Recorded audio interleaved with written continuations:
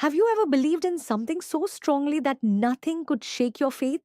Not even reality? Today's story, A Letter to God, is not just about a farmer. It's about belief, hope, and the strange way humans understand the world.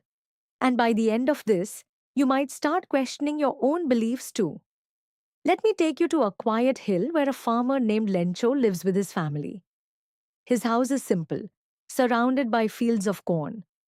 For Lencho, the only thing that truly matters is rain, because rain means food and rain means survival. One evening, dark clouds begin to gather in the sky, and Lencho looks at them with deep hope. He says to himself that now they shall have bread. At first, the rain falls gently, almost like a blessing from the sky. Lencho calls the raindrops new coins, where the big drops are like 10-cent coins and the small ones are like 5-cent coins. It feels like nature is rewarding his patience. But suddenly, everything changes. The wind grows stronger, the rain becomes harsh, and within moments, hailstones begin to fall. What started as hope turns into destruction. The hail falls heavily, covering the entire field like a blanket of ice. In just a short time, all the crops are destroyed. Not a single leaf remains. The next morning, Lencho stands in his field and looks at the damage. Everything is gone. There is no food, no money, and no clear way to survive. His family is now facing hunger. But here is where the story becomes truly powerful. Lencho doesn't panic, and he doesn't lose hope. Instead, he does something unexpected. He decides to write a letter to God. Yes, he truly believes that God will help him. He goes to the town post office and writes a simple letter asking for 100 pesos, explaining that without this help, his family will go hungry. Think about this moment for a second. Lencho doesn't doubt the existence of God, he does not hesitate, and he doesn't question whether his letter will reach. His faith is absolute. When the postman sees the letter addressed to God, he laughs at first. It seems almost unbelievable. But then he shows it to the postmaster, and something changes. Instead of making fun of Lencho, the postmaster feels deeply moved by his faith. He decides that he cannot let such strong belief go unanswered. So he collects money from his employees and even adds some from his own pocket. However, they are only able to gather 70 pesos, not the full amount Lencho asked for. Still, they send the money to him in an envelope, hoping it will help. When Lencho receives the letter, he is not surprised. In fact, he is completely confident that God has responded to him. But when he counts the money, he becomes angry. He realizes that the amount is less than what he had asked for. Instead of questioning his belief in God, he immediately assumes that the post office employees must have taken the rest of the money.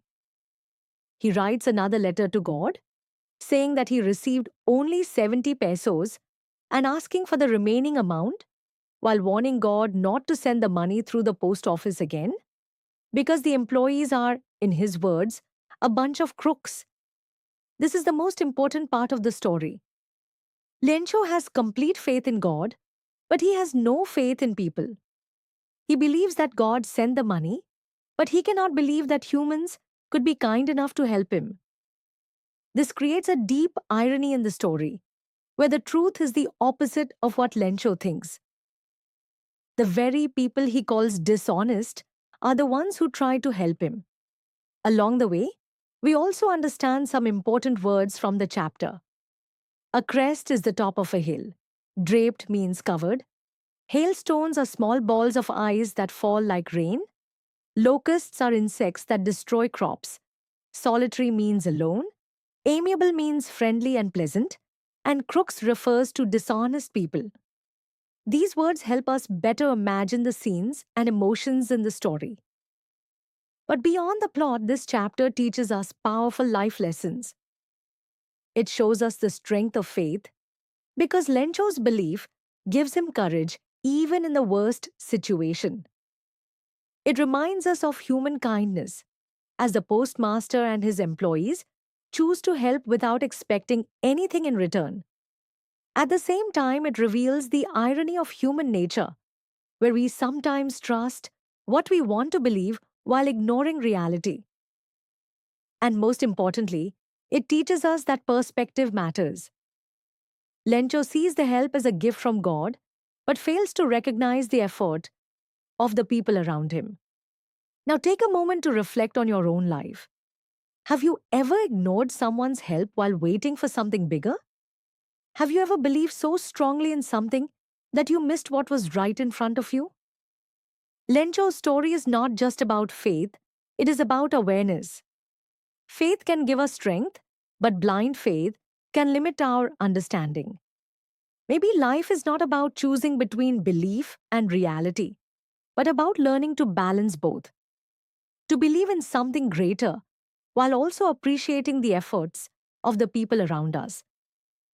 Because sometimes the help we are waiting for is already there, we just fail to see it. If this story made you think even a little differently, then it has done its job.